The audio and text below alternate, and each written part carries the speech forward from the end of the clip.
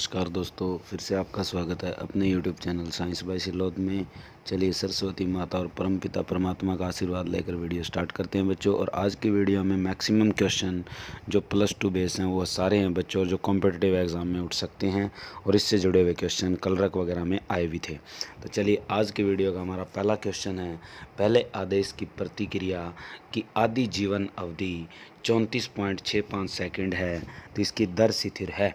इसका मतलब क्या है कि आपको फर्स्ट ऑर्डर रिएक्शन का हाफ लाइफ टाइम दिया हुआ है, यानी आपके फर्स्ट ऑर्डर का हाफ लाइफ टाइम कितना है 34.65 सेकंड, यानी इतने सेकंड आपका आधा जीवन काल है प्रथम आदेश की प्रतिक्रिया यानी फर्स्ट ऑर्डर रिएक्शन का।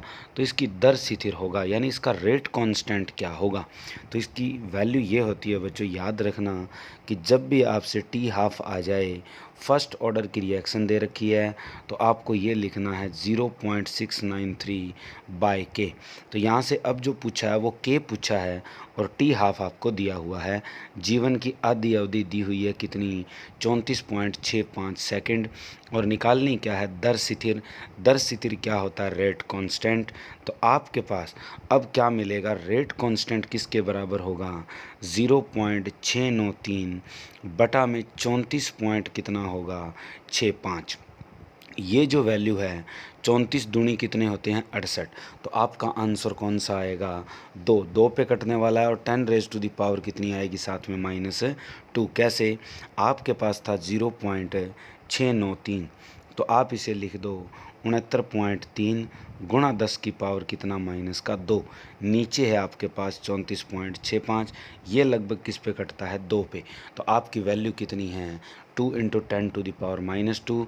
और याद रखना इकाई हमेशा प्रथम आदेश की जो प्रतिक्रिया है उसकी दर स्थिर की इकाई हमेशा प्रति सेकंड होती है। क्लियर। तो चलिए नेक्स्ट क्वेश्चन कि शून्य क्रम प्रतिक्रिया के लिए दर स्थिर यानी स्थिर दर की इकाई क्या है। तो इसका मतलब है जो जीरो ऑर्डर रिएक्शन है, जीरो ऑर्डर रिएक्शन के लिए जो आपकी यूनिट होगी रेट कांस्टेंट की। तो याद रहे बच्चों कि कोई भी रेट कांस्टेंट आ जाए किसी भी ऑर्डर का, उसकी यूनिट आप कैसे लिखोगे, मोल लिखकर 1 - n रखोगे, एल लिखकर n-1 और s की -1। अब जो ये कहता है कि जैसे शून्य क्रम आया है तो n का मान क्या रख देना आप 0। जैसे पूछे द्वितीय क्रम प्रतिक्रिया यानी सेकंड ऑर्डर की तो n की वैल्यू 2, फर्स्ट ऑर्डर की पूछे तो n की वैल्यू 1।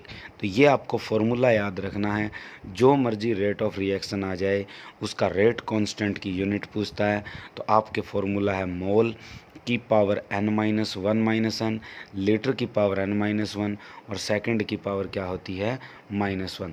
तो आपके पास यूनिट ये होती है मोल 1 - n, लीटर n-1 और प्रति सेकंड ऐसे लिखा जाता है। n को 0 रख दीजिए तो आपकी इकाई क्या बन जाएगी फर्स्ट, तो यानी मोल प्रति लीटर प्रति सेकंड। ये आपके पास शून्य क्रम प्रतिक्रिया के लिए स्थिर दर की इकाई है। स्थिर दर का अर्थ है रेट कांस्टेंट, यानी स्थिर दर की इकाई शून्य क्रम प्रतिक्रिया यानी जीरो ऑर्डर रिएक्शन के लिए क्या होती है। ये आपका आंसर था मोल प्रति लीटर और पर सेकंड। ये आपके पास जीरो ऑर्डर रिएक्शन का रेट कांस्टेंट यूनिट है। चलिए दूसरे क्रम की प्रतिक्रिया के लिए दर स्थिर की इकाइयाँ हैं। तो दूसरे क्रम के लिए निकालना है तो बच्चों क्या लिखोगे आप, मोल 1 - 2, n का मान 2 रखना है, लीटर 2 - 1 और प्रति सेकंड। ये आपके पास क्या आ चुकी है इकाई आ चुकी है। तो आपका आंसर क्या होगा मोल प्रति लीटर प्रति सेकंड। ये तो था जीरो ऑर्डर।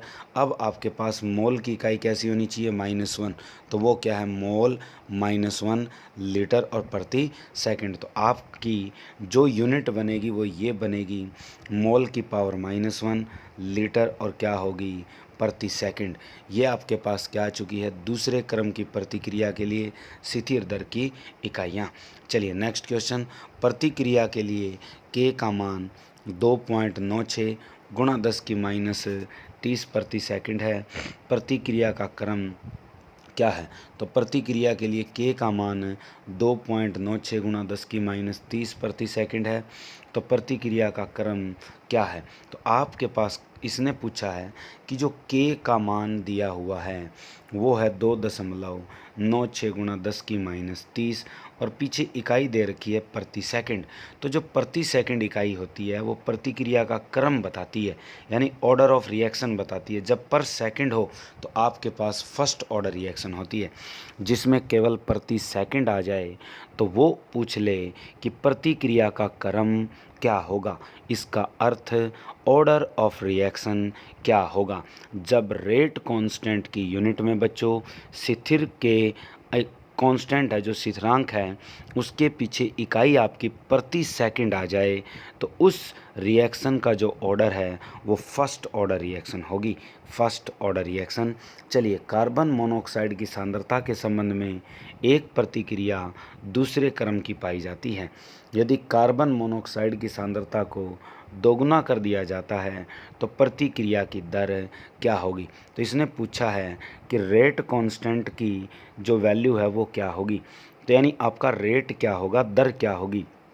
तो दर ऐसे लिखी जाती है dr/dt, और डायरेक्टली प्रोपोर्शनल का मतलब k टाइम और कंसंट्रेशन की पावर n लिखी जाती है यूँ। ये आपके पास प्रतिक्रिया की दर है। तो प्रतिक्रिया की जो दर है वो ऐसे लिखी जाएगी dr/dt बराबर होगा k और यहाँ होगा c, और c की पावर कितनी होगी n। c यहाँ पे बच्चों है कंसंट्रेशन, कंसंट्रेशन का मतलब है सांद्रता, सांद्रता है आपके पास। अब वो कहता है कि इस प्रतिक्रिया का क्रम कौन सा है, दूसरे क्रम की है। तो आपका अर्थ ये हुआ कि जो dr/dt है वो किसके बराबर लिखी जाएगी, कंसंट्रेशन कार्बन मोनोऑक्साइड की, और उसकी ऑर्डर कितना है 2, तो इसकी पावर कितनी लेनी है आपको 2। ये आपका जो डब्बा है, डब्बे के ऊपर पावर कितनी पड़ी है 2, ये इसका क्रम है। कौन से क्रम की पाई जाती है, दूसरे क्रम की। तो वो कहता है इसकी सांद्रता को 2 गुना कर दिया जाए, तो सांद्रता हम 2 गुना कर दें तो पावर कितनी है इसकी 2, तो सांद्रता 2 गुना करते ही 2 के साथ कितनी हो जाएगी 4। तो सांद्रता जब आपके डब्बे में 2 गुना हो जाती है और उसका क्रम कितना है 2, तो आपका आंसर कितना बनता है 4 गुना। तो प्रतिक्रिया की दर 4 के कारक से बढ़ जाती है। तो प्रतिक्रिया क्या होगी, 4 गुना अधिक हो जाएगी, यानी इस अभिक्रिया की जो दर है वो 4 गुना हो जाएगी। कब, जब सांद्रता कितनी हो जाएगी 2 गुना। एक हिंट और देता हूँ बच्चों कि मान लीजिए वो कह देता है सांद्रता को 4 गुना कर दें, इसने लिखा है ना 2 गुना, अगर वो कह दे सांद्रता को मैं 4 गुना कर दूं तो मेरा नई प्रतिक्रिया दर क्या होगी। तो दूसरे क्रम की है ना, तो इसकी पावर कितनी लेनी है 2, तो सांद्रता की पावर आपको 2 करनी है। सांद्रता 4 गुना करता हूँ तो मेरा प्रतिक्रिया का ऑर्डर यानी रेट ऑफ रिएक्शन कितनी हो जाएगी 16 गुना। अगर वो कह दे कि मैंने सांद्रता 3 गुना कर दी तो मेरी नई प्रतिक्रिया दर क्या होगी, तो मैं इस 3 का क्या कर दूंगा वर्ग, मेरी नई प्रतिक्रिया दर कितनी हो जाएगी 9 गुना। चलिए नेक्स्ट बच्चों कि if concentration are expressed in mole per litre and time in second then unit of rate constant for first order reaction. इसमें पूछा गया है कि आपके पास जो सांद्रता है वो किस में लिखी जाती है, मोल प्रति लीटर में, और जो टाइम है वो समय किस में लिखा जाता है, सेकंड। तो आपकी इकाई क्या होगी, किसकी, स्थिर रेट, स्थिर दर की इकाई क्या होगी, किसके लिए, प्रतिक्रिया के प्रथम क्रम के लिए। यानी फर्स्ट ऑर्डर का अर्थ है प्रतिक्रिया के प्रथम क्रम का, प्रतिक्रिया के प्रथम जो क्रम का स्थिर दर है, स्थिरांक जो है, उसकी इकाई क्या होगी। अभी बताया था मैंने कि कभी भी बच्चों फर्स्ट ऑर्डर लिखा आ जाए, फर्स्ट ऑर्डर रिएक्शन ऐसा लिखा जाए, इंग्लिश में भी स्टेटमेंट याद रखो, और हिंदी में क्या लिखा आ जाए, प्रथम क्रम प्रतिक्रिया। क्या लिखा जाए, प्रथम क्रम प्रतिक्रिया। उसके स्थिर दर की इकाई क्या होती है, प्रति सेकंड होती है। क्या होती है, प्रति सेकंड। चलिए, पहले क्रम की प्रतिक्रिया का आधा जीवन निरंतर 200 सेकंड है, 200 प्रति सेकंड है। तो इसका अर्थ ये है कि पहले क्रम की प्रतिक्रिया का आधा जीवन निरंतर 200 प्रति सेकंड का अर्थ है कि इसका रेट कांस्टेंट दे रखा है और आपको जीवन काल निकालना है। तो आपके पास इकाई क्या होगी, तो यानी आपका टाइम क्या होगा। तो जीवन काल कैसे लिखा जाता है, टी हाफ बराबर होता है 0.693 और बटे में क्या होता है के। यहाँ के की वैल्यू दे रखी है आपको 200। जब आप 200 ऊपर लेके जाओगे तो आपकी पावर कितनी हो जाएगी, 10⁻⁻²। इसको काटेंगे बच्चों तो ऐसे काटा जाएगा 0.693 लिखो आप, नीचे लिख दो 2 और गुणा 10 की पावर कितनी होगी, -2। इसे आप काटोगे तो ये कटेगा 0.34 और किस पे जाएगा 65, ये आ गया। तो आपके पास इसको ऐसे लिख सकते हो 3.465 गुणा 10 की माइनस कितना हो जाएगा 3। यानी डेसिमल जो है पीछे सरका दो। जब डेसिमल पीछे एक डिजिट पीछे सरकता है तो पावर 1 माइनस हो जाती है। तो आपका आंसर क्या बनता है, 3.465 गुणा 10 की -3 सेकंड। ये आपके पास आधा जीवन काल आ जाएगा। कब, जब उसके स्थिर दर की इकाई या मान दे रखा है। ये मान के का है और आपको इसके आधा जीवन काल वाली इकाई में रखना है। चलिए नेक्स्ट क्वेश्चन हमारे पास कि रेट ऑफ रिएक्शन इज, यानी आपको रेट दिया हुआ है, ये dr/dt दे रखी है। The order of reaction is, कभी भी ऐसा आ जाए बच्चों तो आपको यूनिट पकड़नी है, ये वाली। आपको यूनिट क्या दे रखी है, लीटर की पावर 2, मोल की पावर कितनी है -2 और आपके पास सेकंड की पावर है 1। ऐसा कभी भी आ जाए ना बच्चों कि ऑर्डर ऑफ रिएक्शन कौन सी होगी, कब, जब रेट कांस्टेंट दे रखा है, यानी आपको रिएक्शन की जो यूनिट है वो रेट कांस्टेंट की दी हो। तो आपको क्या करना है, इनमें एक एक जोड़ देना है। यानी इसमें आप एक जोड़ोगे, इसमें आप एक घटाओगे। तो आपके पास जोड़ने का अर्थ है यहाँ एक जोड़ देना, एक जोड़ते लीटर की पावर कितनी हो जाएगी 3 और यहाँ एक घटाने पर इसकी पावर कितनी हो जाएगी -3। इसका कहने का अर्थ, यानी जब 2 आया हुआ है तो ऑर्डर आपका 3 होगा, जब यहाँ 1 हो तो ऑर्डर दूसरा होगा, जब यहाँ 0 हो तो ऑर्डर पहला होगा और जब यहाँ -1 हो तो ऑर्डर 0 होगा। यानी आपके पास जो यूनिट लिखी जाती है ना, लिख देता हूँ, मोल की यूनिट, लीटर की यूनिट और सेकंड तो रहेगा बच्चों, सेकंड को भूल जाओ। लीटर की यूनिट क्या है, अगर आप मोल की यूनिट आपकी -2 है, लीटर की अगर 2 है, इसका कहने का अर्थ यहाँ 3 ले लो, यहाँ भी 2 है, यहाँ भी 2 है, 2 आया हुआ है तो इसका मतलब ऑर्डर ऑफ रिएक्शन 3 होगा। ऑर्डर ऑफ रिएक्शन क्या होगा, 3। और अगर मोल की जो यूनिट है वो -1 हो, लीटर की यूनिट 1 हो और पर सेकंड हो, पर सेकंड को छोड़ दो। अब देखो मोल और लीटर की यूनिट के ऊपर की पावर कितनी है, 1 तो इसका मतलब ऑर्डर ऑफ रिएक्शन कितना है, दूसरा। और अगर मेरे पास मोल की पावर क्या हो 0, लीटर की पावर 0 और प्रति सेकंड आ जाए, अब दोनों की पावर कितनी है 0, इसका अर्थ है मेरी ऑर्डर ऑफ रिएक्शन कौन सी है, फर्स्ट। और अगर मेरे पास यूँ आ जाए मोल लीटर की -1 और सेकंड की -1, अब देखो यहाँ प्लस आ गया और यहाँ क्या आ गया माइनस, तो अब हमारे पास उल्टा हो गया, तो ऑर्डर ऑफ रिएक्शन कितना है 0। तो ये आपको खास चीज़ें याद रखनी है। तो इसमें इसने पूछा है ऑर्डर ऑफ रिएक्शन कौन सा है, तो ये ऑर्डर ऑफ रिएक्शन कौन सा है, थर्ड, तीसरे क्रम की अभिक्रिया है। एक उत्प्रेरक प्रतिक्रिया की दर को बढ़ा देता है, कैसे, तो हमारे पास एक कोई भी कैटालिस्ट है वो इंक्रीज़ कर देता है रेट ऑफ रिएक्शन को, कब, सक्रियण ऊर्जा को कम करके। यानी सक्रियण क्या होती है, एक्टिवेशन एनर्जी। कोई भी कैटालिस्ट है, कोई भी उत्प्रेरक है, वो आपकी अभिक्रिया की दर को बढ़ाता है, कब, सक्रियण ऊर्जा को कम करके। सक्रियण ऊर्जा कौन सी होती है, एक्टिवेशन एनर्जी। तो एक्टिवेशन एनर्जी को कैटालिस्ट कम कर देता है। तो शून्य आदेश प्रतिक्रिया के 100% पूर्ण होने के लिए आवश्यक समय है, तो वो आवश्यक समय कौन सा है बच्चों, T 100% A/K क्या लेना है, K। तो T 100% और A/K क्या होता है बच्चों, A होती है इनिशियल कंसंट्रेशन, रिएक्टेड कंसंट्रेशन, और के आपका क्या है, रिएक्शन कांस्टेंट है जो फर्स्ट ऑर्डर 0 ऑर्डर रिएक्शन के लिए लगता है। ये है T 100% होने पर जो समय लगता है वो a बाय क्या आएगा k। तो ये आपको क्वेश्चन दिया होगा, a आपको कंसंट्रेशन दी होगी, k आपको रेट कांस्टेंट दिया होगा और आपसे पूछेगा कि जो टाइम कंजप्शन लगेगी 100% कंप्लीशन में वो कितनी होगी ज़ीरो ऑर्डर रिएक्शन के लिए। तो चलिए आर्हेनियस समीकरण किसके द्वारा दर्शाया जाता है। तो आर्हेनियस समीकरण आपका ये दर्शाया जाता है बच्चों, k बराबर a e की पावर माइनस ई ए बाय आर टी, ये होती है आर्हेनियस समीकरण। ए क्या होता है आर्हेनियस स्थिरांक, ई ए जो लिखा हुआ है ये एक्टिवेशन एनर्जी यानी सक्रियण ऊर्जा, आर आपका गैस स्थिरांक है, टी आपका टेम्परेचर है और के यहाँ पे रेट कांस्टेंट है। इस इक्वेशन को बच्चों वो ऐसे भी लिख सकता है, आर्हेनियस समीकरण दो तरीके से लिखा जाता है।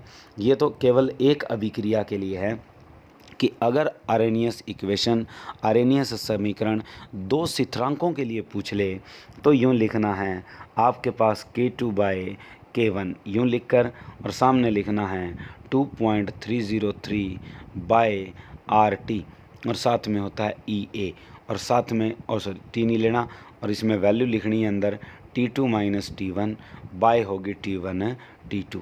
ये वैल्यू होती है बच्चों आर्हेनियस कंसेप्ट की। दोबारा लिख देता हूँ, ऐसे लिखोगे आप log K2 बाय K1 और सामने होता है EA बाय 2.303 R और यहाँ होगा T2 माइनस T1 और बाय होता है T1 T2। ये आपके पास आर्हेनियस समीकरण भी है जिसमें आपके पास दो स्थिरांक लिए गए हैं, किसके लिए अभिक्रिया की दर के लिए K1 और K2। तो आपकी आर्हेनियस इक्वेशन ऐसे लिखी जाएगी। चलिए प्रतिक्रिया का समग्र क्रम जिसकी दर अभिव्यक्ति है, दर आपके पास ए सी बराबर ए और a की पावर 1/2, b की पावर कितनी है 3/2। इसमें आपसे पूछा है ए सी का मतलब क्या है, ये कांस्टेंट है, कांस्टेंट दिया हुआ है, a की पावर यानी ऐसे लिखा हुआ है rate is equal to k और a की पावर 1/2 और b की पावर 3/2 यूँ दे रखा है। तो इसने पूछा है कि इसका ऑर्डर क्या होगा, यानी ऑर्डर का अर्थ है क्रम क्या होगा। तो आप इन दोनों की पावर को जोड़ दो बच्चों। कभी भी ऐसा क्वेश्चन आ जाए जिसमें दर अभिव्यक्ति निकालनी हो, यानी दर दे रखी हो और ऑर्डर पूछ ले आपसे, क्रम पूछ ले, प्रतिक्रिया का समग्र क्रम यानी इसे कहते हैं ऑर्डर ऑफ रिएक्शन पूछ ले, तो आप क्या करोगे, जो ये पावर दे रखी है इनकी ये आपको जोड़नी है। तो आप जोड़ के देखो 1/2 और 3/2 की वैल्यू कितनी आती है 2। तो आपका कौन सा आदेश है, दूसरे आदेश की रिएक्शन है। तो यदि पहले क्रम की प्रतिक्रिया का आधा जीवन काल 100 सेकंड है तो फिर दर स्थिर होगा, यानी दर स्थिर का मतलब है रेट कांस्टेंट होगा। तो आपके पास पहले क्रम की जो प्रतिक्रिया है उसका आधा जीवन काल यूँ लिखा जाता है 0.693 बटे में होता है के। उसने के पूछा है और ये टी हाफ दिया हुआ है, टी कितना है आधा जीवन काल 100 सेकंड। तो आपका के कैसे निकलेगा, आप 0.693 को सीधा 100 से क्या दे दीजिए भाग, तो आपका आंसर क्या होगा 6.93 गुणा 10⁻³ प्रति सेकंड। क्यों, क्योंकि आप एक डेसिमल आगे लेके आओगे और ये 100 ऊपर जाएगा तो ये वैल्यू बन जाएगी 6.93 गुणा 10⁻³ और प्रति सेकंड। ये आपके पास क्या आ जाएगी, वैल्यू आ जाएगी किसकी, दर स्थिर की, रेट कांस्टेंट की। चलिए नेक्स्ट क्वेश्चन, यदि किसी अभिक्रिया के लिए स्थिरांक मोल प्रति लीटर प्रति सेकंड है तो प्रतिक्रिया का क्रम होगा। कभी भी बच्चों मोल की पावर हमेशा पॉजिटिव आ जाए, लीटर की पावर -1 आ जाए और प्रति सेकंड आ जाए, याद रहे मोल की घातांक +1 है और लीटर की घातांक -1 है। तो आंसर देख लीजिए दोनों का क्या बनता है, 1 - 1 क्या बनता है 0। तो ये आपके पास कौन सी रिएक्शन है, शून्य आदेश वाली है। कौन सी प्रतिक्रिया है, शून्य आदेश वाली प्रतिक्रिया है, ज़ीरो ऑर्डर रिएक्शन है। क्लियर। चलिए नेक्स्ट क्वेश्चन। अब आता है दिए गए शिथिर। दिए गए शिथिर का मतलब है आपको ये शिथिर दे रखा है जिसमें आपके पास लीटर की पावर प्लस आ गई और मोल की पावर माइनस आ गई, तो आप एक माइनस और माइनस एक लीजिए, ऐसे कर दो आप। तो एक लीटर की पावर तो एक है और मोल की पावर कितनी है, माइनस एक, उसे घटा दो लीटर वाली में से, तो एक माइनस एक कितना हो गया, प्लस का दो। तो ये आपके पास कौन से ऑर्डर रिएक्शन है, दूसरा क्रम, यानी लीटर की पावर प्लस एक आ जाए और मोल की पावर माइनस एक आ जाए। क्या याद रखना है, लीटर की पावर तो प्लस एक, मोल की पावर माइनस एक, कौन सा क्रम होगा, दूसरा। अगर ऐसा ही आ जाए, आपको शिथिरांक दे रखा है, आपको दर शिथिर दे रखा है, पीछे इसमें लिखा होता लीटर की पावर दो, मोल की पावर माइनस दो दिया होता, सेकंड से कोई मतलब नहीं रखना हमें, तो लीटर की पावर कितनी हो, दो, मोल की पावर कितनी हो, माइनस दो, तो एक क्रम फालतू लेना है। तो आपके पास ऑर्डर ऑफ रिएक्शन कितना हो जाएगा, तीन। और अगर बच्चों ना तो लीटर की पावर दे रखी और ना ही मोल की पावर दे रखी और केवल सेकंड है, केवल प्रति सेकंड आ जाए, तो वो आपके पास कौन सा क्रम है, फर्स्ट ऑर्डर, यानी आपके पास पहला आदेश है, यानी उस अभिक्रिया का आदेश कौन सा होगा, पहला। चलिए, पहले आदेश की प्रतिक्रिया की आदि जीवन अवधि निर्भर करती है, यानी फर्स्ट ऑर्डर की जो रेट ऑफ रिएक्शन है ये हाफ और किस पे निर्भर करता है, 0.93 बटे के, यानी पहले जीवन की प्रतिक्रिया की आदि जीवन अवधि यानी हाफ लाइफ टाइम किस पे निर्भर करता है, केवल और केवल शिथिरांक पर, यानी प्रतिक्रिया की दर शिथिर पर। प्रतिक्रिया की किस पर निर्भर करता है, दर शिथिर पर निर्भर करता है, यानी आपका जो ये हाफ लाइफ टाइम है, आधा जो जीवन काल है, ये किस पे निर्भर करता है, के को हम क्या कहते हैं, दर शिथिर कहते हैं। चलिए नेक्स्ट क्वेश्चन अपने पास। चलिए नेक्स्ट क्वेश्चन, निम्नलिखित में किस यौगिक में S डबल बॉन्ड O और S डबल बॉन्ड होते हैं, तो ये आपके पास थियोसल्फ्यूरिक एसिड में होते हैं। आपको क्या याद रखना है, आपके पास निम्नलिखित में से किस यौगिक में S डबल बॉन्ड O और S डबल बॉन्ड होते हैं, तो वो थियोसल्फ्यूरिक एसिड में होते हैं। थियोसल्फ्यूरिक एसिड कौन सा होता है बच्चों, H2S2O3 होता है, इसे कहते हैं थियोसल्फ्यूरिक एसिड। तो थियोसल्फ्यूरिक एसिड में सल्फ़र का डबल बॉन्ड ऑक्सीजन के साथ और सल्फ़र के साथ सल्फ़र का डबल बॉन्ड मौजूद होता है। चलिए नेक्स्ट आता है, निम्नलिखित में से कौन सा हैलोजन केवल नकारात्मक ऑक्सीकरण अवस्था को दर्शाता है, यानी कौन सा हैलोजन आपका नकारात्मक ऑक्सीकरण अवस्था को दर्शाता है, इसका मतलब है नेगेटिव ऑक्सीडेशन स्टेट को शो करता है, यानी केवल और केवल वो नेगेटिव ऑक्सीडेशन स्टेट ही शो करेगा, पॉजिटिव शो नहीं करता। वो आपका कौन सा हैलोजन है, वो आपके पास फ्लोरीन होता है। तो वो कौन सा आपके पास है, फ्लोरीन। फ्लोरीन की ऑक्सीडेशन स्टेट यानी आपके पास ऑक्सीकरण हमेशा कैसा होता है, नकारात्मक। नकारात्मक का मतलब होता है निगेटिव। चलिए next question, which of the following is strongest acid, यानी निम्न में से कौन सा प्रबल अम्ल है। इसका कहने का अर्थ है कि निम्न में से कौन सा प्रबल अम्ल है। तो ये बच्चों आपसे पूछना चाहता है कि निम्नलिखित में से कौन सा प्रबल अम्ल है, यानी which is flowing the strongest acid. तो याद रखना टेल्यूरियम हाइड्राइड यानी H2TE, ये आपके पास सबसे स्ट्रॉन्गेस्ट एसिड है। इनके अंदर याद रहे कि ये हमारे पास पूछ ले कि S में से कौन सा अम्ल प्रबल है, तो कौन सा लिखोगे, टेल्यूरियम हाइड्राइड यानी H2TE सबसे ज़्यादा प्रबल अम्ल क्यों है, क्योंकि इसकी बॉन्ड डिसोसिएशन एंथैल्पी सबसे कम है इनमें से, यानी इसकी जो आबंध ऊर्जा है वो कम है।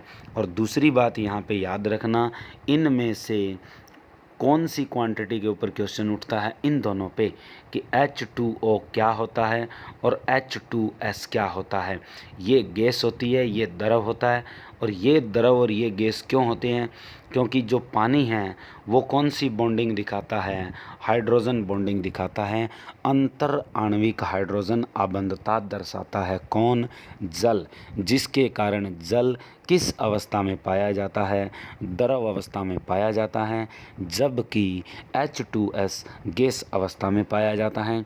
एक बच्चों मुझे तुम कमेंट बॉक्स में ये बताओगे H2S किस धातु को जंगीकृत करता है, जिसके कारण वह धातु काली पड़ जाती है या उस पर काली परत चढ़ जाती है। बहुत इंपॉर्टेंट क्वेश्चन है, वो भी आप लोग ज़रूर बताओगे मुझे। चलिए नेक्स्ट क्वेश्चन, अधिकतम अम्लीय वर्ण वाले हैलोजन का ऑक्साइड है, यानी अधिकतम अम्लीय वर्ण वाले हैलोजन का ऑक्साइड है, तो वो बच्चों HClO4 है। इसमें कमेंट ये छोड़ा हटा हुआ है, लिख देता हूँ HClO4 याद रखना है, इसमें O मिस है HClO4।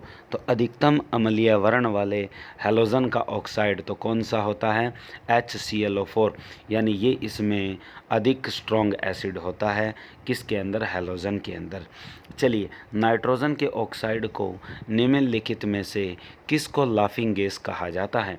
यानी इसमें किस नाइट्रोजन ऑक्साइड को लाफिंग गैस कहते हैं? तो नाइट्रस ऑक्साइड को कहते हैं। वो कौन सा है? N2O। तो कौन सा ऑप्शन आपका? सेकंड। चलिए नेक्स्ट क्वेश्चन, कि निम्नलिखित में से सबसे मजबूत ऑक्सीकरण एजेंट कौन सा है? ऑक्सीकरण का अर्थ है कि जो ऑक्सीडेशन सबसे तेज़ी से करवाता है, यानी सामने वाले से इलेक्ट्रॉन छीन लेता है, वो आपके पास कौन है? फ्लोरीन। तो सबसे ज़्यादा ऑक्सीडाइजिंग एजेंट पीरियोडिक टेबल आवर्त सारणी में कौन माना जाता है? फ्लोरीन माना जाता है। चलिए, बेसिसिटी ऑफ H2PO2, यानी आपके पास H2PO2 की बेसिसिटी कितनी होती है? तो वो आपके पास कितनी होती है? 1 होती है। H2PO2 की बेसिसिटी कितनी होती है? 1 होती है। चलिए नेक्स्ट क्वेश्चन, कि फॉस्फोरिक एसिड H3PO3 की मौलिकता है। मौलिकता का अर्थ है इसकी मोलैरिटी का कंसेप्ट आता है, उसी में यहाँ पूछा जाता है कि इसकी बेसिसिटी कितनी है, यानी एसिडिक नेचर, यानी ये कितने H धनात्मक आयन आपको दे सकता है। तो इसमें ऐसे बनती है स्ट्रक्चर बच्चों, P डबल बॉन्ड O लेना है, और कितनी ऑक्सीजन है अपने पास? 2। तो ये रह गया, इसके साथ एक H और इसके साथ एक H, ये होती है इसकी स्ट्रक्चर। तो अब आप ध्यान से देखिए, इसकी मौलिकता कितनी है? 2, यानी ये कितने H धनात्मक आयन दे सकता है? 2 धनात्मक H आयन दे सकता है। इसकी बेसिसिटी कितनी है? 2 है। निम्नलिखित में से कौन नाइट्रोजन का एक तटस्थ ऑक्साइड है? तटस्थ का मतलब होता है न्यूट्रल ऑक्साइड है। तो न्यूट्रल ऑक्साइड कौन सा? इसमें से N2O है, तो ये आपका न्यूट्रल ऑक्साइड होता है नाइट्रोजन का। चलिए नेक्स्ट क्वेश्चन, कि among the trihalide of nitrogen which one is the least basic, यानी इनमें से कौन सा ट्राईहैलाइड जो है नाइट्रोजन का, वो आपका बहुत ही कमज़ोर अक्सार होता है, तो वो होता है NF3। यानी NF3 इसमें से सबसे लिस्ट बेसिक होता है। क्यों होता है? क्योंकि फ्लोरीन अति ऋणात्मक तत्व होता है। फ्लोरीन क्या होता है? सबसे अधिक ऋणात्मक तत्व है, जिसके कारण नाइट्रोजन के पास एक जोड़ी इलेक्ट्रॉन होती है, वो दान नहीं कर सकता। वो क्या कर रहा है कि दान नहीं कर सकता, किसके कारण? फ्लोरीन के कारण। तो जिसके कारण NF3 आपका क्या होता है? लिस्ट बेसिक होता है। चलिए, correct order of thermal stability, यानी उसमें जो औचित्यता है, उसमें जो स्थायित्व होता है हाइड्रोजन हैलाइड का, उनका क्रम क्या है? तो आपके पास किसकी ऊर्जा सर्वाधिक होती है? तो उल्टा चलना है, HF की ज़्यादा होती है HCl से, HCl की ज़्यादा है HBr से, या HBr की ज़्यादा है HI से, या HCl की ज़्यादा है HF से, और उल्टा कैसे, तो हमारे पास एक ही क्रम याद रखना है बच्चों, ये क्रम लेना है कि जिसमें इनकी थर्मल स्टेबिलिटी होती है। थर्मल स्टेबिलिटी का अर्थ है जो आसानी से टूट जाता है। इनमें सबसे ज़्यादा आसानी से कौन टूटता है, HI टूटता है। इसलिए एक क्वेश्चन इनमें ये भी आता है कि इनमें सबसे प्रबल अम्ल कौन सा होता है, तो अगर यूँ पूछ ले प्रबल अम्ल कौन सा है, तो हाइड्रोजन आयोडाइड होता है। चलिए next question, maximum covalency of nitrogen, कि नाइट्रोजन की सहज संयोजकता कितनी होती है, तो वो कितनी होती है बच्चों, 4 होती है। तो नाइट्रोजन की सहज संयोजकता कोवैलेंसी कितनी होती है, 4 होती है। तो इन the following compound which has minimum boiling point, कि इनमें किसका सबसे कम कवंथनांक बिंदु होता है, तो किसका होता है सबसे कम कवंथनांक बिंदु, H2S का होता है। H2S का कवंथनांक बिंदु सबसे कम होता है, यह गैसीय अवस्था में होती है। चलिए शेप ऑफ XeF4 यानी जिनॉन टेट्राफ्लोराइड की स्ट्रक्चर क्या होती है, तो कौन सी होती है, स्क्वायर प्लेनर होती है। आपको याद रखना है कि XeF4 की जो स्ट्रक्चर है वो कौन सी होती है, स्क्वायर प्लेनर। और साथ में ये भी याद रख लो XeF2 की स्ट्रक्चर क्या होती है, लीनियर। और अगर आपसे पूछे XeF6 की स्ट्रक्चर कैसी होती है, ऑक्टाहेड्रल और डिस्टॉर्टेड ऑक्टाहेड्रल होती है। याद रखना XeF6 यानी जिनॉन हेक्साफ्लोराइड है। ये नाम क्या है इसका, जिनॉन हेक्साफ्लोराइड। जिनॉन हेक्साफ्लोराइड की अगर संरचना पूछ ले तो क्या होती है, डिस्टॉर्टेड ऑक्टाहेड्रल होती है। याद रखना, इंपॉर्टेंट क्वेश्चन है बच्चों। चलिए नेक्स्ट क्वेश्चन, कि in the following which is dibasic acid, यानी इनमें से कौन सा द्वि अक्षारक अम्ल है। यानी डाई बेसिक एसिड का मतलब होता है द्वि अक्षारक अम्ल, तो वो इनमें से कौन सा है, H3PO4 है, H3PO3 है, H3PO2 है, HClO4 है। देखो ये तो हो नहीं सकता बच्चों, एक ही हाइड्रोजन है। अब टक्कर रही इन तीनों की, तो इसमें से अभी करके आए हैं आप, कौन सा था, H3PO3। आपके पास कैसा एसिड है, ये डाई बेसिक एसिड है। इसकी स्ट्रक्चर बनाई थी आपके लिए, P डबल बॉन्ड O लीजिए, एक OH लगाइए, एक OH लगाइए और एक H, तो हाइड्रोजन देखो कितने हो गए, 3। ऑक्सीजन कितने हैं, 3, और एक क्या है, फास्फोरस। तो कितने OH बने इसमें, 2। तो ये होता है डाई बेसिक। क्लियर। चलिए नेक्स्ट क्वेश्चन, कि in the following strongest reducing agent, यानी इनमें से कौन सा प्रबल अपचायक घटक है।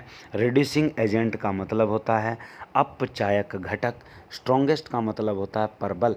तो प्रबल अपचायक घटक कौन सा होता है, इनमें से हमेशा याद रखना बिस्मथ होता है हाइड्राइड, यानी इसे बोलते क्या हैं, बिस्म्यूथाइन बोलते हैं बच्चों, इसे बिस्म्यूथाइन।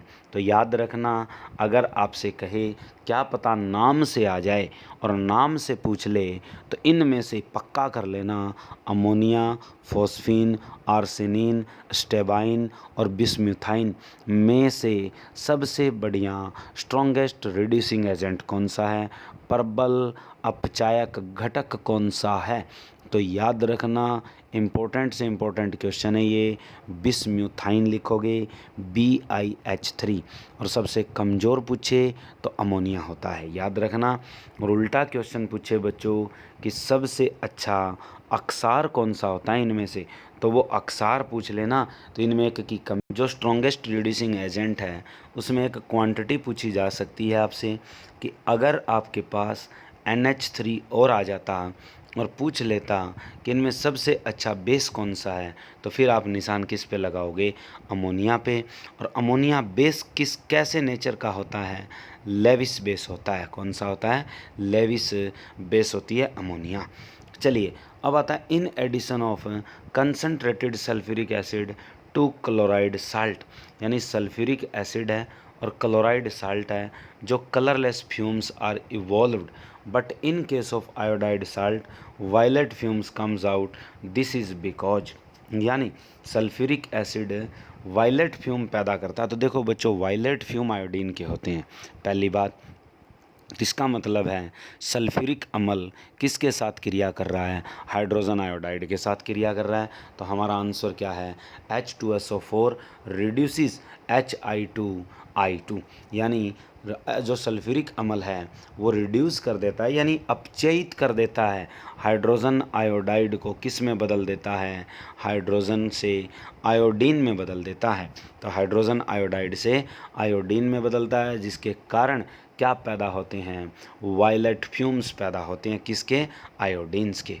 चलिए next question, qualitative analysis when H2S is passed through an aqueous solution of salt acidified with dilute HCl, black precipitate is obtained. On boiling the precipitate with dilute HNO3, it forms solution of blue color.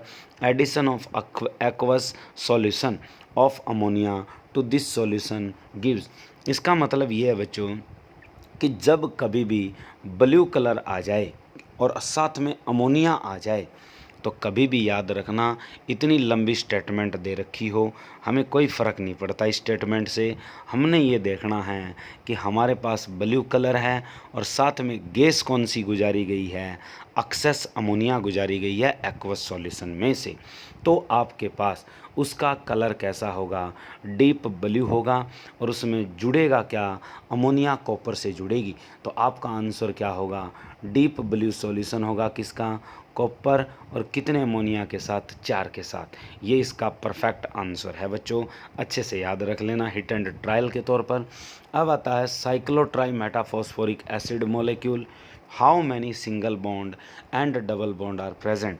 तो इसमें हमारे पास कितने double होते हैं और कितने single होते हैं, तो 3 डबल और 12 इसमें क्या होते हैं, सिंगल। कैसे होते हैं, देखो बच्चों, फास्फोरस हैं हमारे पास, और बीच में क्या लगाओगे आप, ऑक्सीजन, फिर हमारे पास क्या है, फास्फोरस, फिर क्या लगाओगे, ऑक्सीजन, फिर अपने इधर क्या है, ऑक्सीजन, और क्या लगाओगे, फास्फोरस, और ये ऑक्सीजन। तो हर फास्फोरस के साथ एक डबल बॉन्ड और एक OH लगा होता है, यूँ, ये हो गया। इस फास्फोरस के साथ एक डबल बॉन्ड, एक और एक क्या लगा हुआ है, H। इस फास्फोरस के साथ डबल बॉन्ड, O और क्या लगा हुआ है, H। तो देखो कितने डबल बॉन्ड हो गए, 1 2 और कितने हैं, 3, और सिंगल बॉन्ड इसमें कितने हैं बच्चों, 6। तो आपके पास 3 डबल बॉन्ड होते हैं और 12 क्या होते हैं, सिंगल बॉन्ड होते हैं। ये इसका आंसर है। आगे अब आता है, which of the following element can be involved in P pi D pi. ये कहना चाहता है कि निम्न में से किस तत्व में पी पाई और डी पाई आबंध मौजूद होते हैं, यानी वो आबंध बना सकता है। यानी कौन सा तत्व आपके पास पी पाई और डी पाई आबंध तैयार कर सकता है, वो कौन सा होता है, सिर्फ फास्फोरस है। यहाँ फास्फोरस आपका पी पाई और डी पाई आबंध तैयार है, कर सकता है।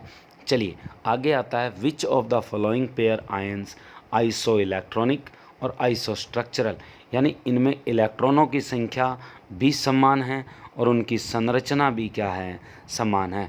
तो इलेक्ट्रॉन भी समान है, और आइसो स्ट्रक्चरल का मतलब होता है उनकी संरचना भी समान है। तो वो आपके पास कौन से आयन हैं, कार्बोनेट और नाइट्रेट आयन। कौन से आयन है बच्चों, कार्बोनेट, पहला है इसका ऑप्शन कार्बोनेट आयन, और दूसरा कौन सा है, नाइट्रेट आयन।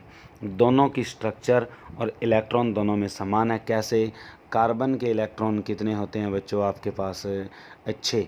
ऑक्सीजन के कितने होते हैं आपके पास, 6 दूनी 6 तिये 8 तिये 24। तो 6 ये हो गए और 24 ये हो गए, और प्लस 2 ये हो गए ऊपर वाले। तो 24 और 2 कितने हो गए, 26, और 6 कितने हो गए, 32। यहाँ आ जाओ, नाइट्रोजन के पास कितने होते हैं इलेक्ट्रॉन बच्चों, 7, ठीक है। और ये आगे ये कितने हो गए, 24। तो 24 और 7 कितने हो गए, 31। एक इलेक्ट्रॉन ऊपर पड़ा तो कितने हो गए, 32। तो 32 उसमें और 32 ही इसमें है, तो आइसो इलेक्ट्रॉनिक हो चुके हैं। तो स्ट्रक्चर भी बराबर है, तो वो कौन से होते हैं, कार्बोनेट और नाइट्रेट आयन। अब ये कहता है, affinity for hydrogen decrease in the group from fluorine to iodine, which of the halogen acid should have highest bond dissociation enthalpy। ये कहना चाहता है कि आपकी अंतर जो आत्मिक ऊर्जा जो होती है इनकी, एफिनिटी का मतलब होता है आत्म समापी, यानी अपनी ओर क्या है, इलेक्ट्रॉन खींचना। या किसी इलेक्ट्रॉन का जुड़ना, वो होती है आपकी एफिनिटी, मांग, भूख। ठीक है, तो जिसमें डिक्रीज हो जाती है जब हम ग्रुप में नीचे जाते हैं फ्लोरीन से आयोडीन की तरफ, तो आपके पास एफिनिटी जो है हाइड्रोजन की घटती है। कहाँ से? फ्लोरीन से किसकी तरफ जाते हैं नीचे? आयोडीन की तरफ। ऐसा क्यों? तो हाईएस्ट बॉन्ड डिसोसिएशन इंथैल्पी किसकी होती है? जब एफिनिटी घटती है तो आयो बॉन्ड डिसोसिएशन इंथैल्पी भी घटती है, तो बचती हाईएस्ट किसकी है? फ्लोरीन की। फ्लोरीन वाला कौन सा है? HF, तो इसकी सबसे ज़्यादा होती है। अब आता है अपने पास bond dissociation enthalpy. Bond is given below which of compound will acting as strongest reducing agent. याद रखना, जिसकी बॉन्ड डिसोसिएशन इंथैल्पी कम है उसकी रिड्यूसिंग प्रॉपर्टी सबसे ज़्यादा है। तो इसमें से छान लीजिए किसकी बॉन्ड डिसोसिएशन इंथैल्पी सबसे कम है? स्टेबाइन की, यानी 255। तो इसका मतलब ये इसमें स्ट्रॉन्गेस्ट रिड्यूसिंग एजेंट। तो आंसर कौन सा आपका? डी। तो ये थे बच्चों आज के मोस्ट इम्पोर्टेंट क्वेश्चन। वीडियो कैसी लगी लाइक और शेयर करना ना भूलें। Thank you.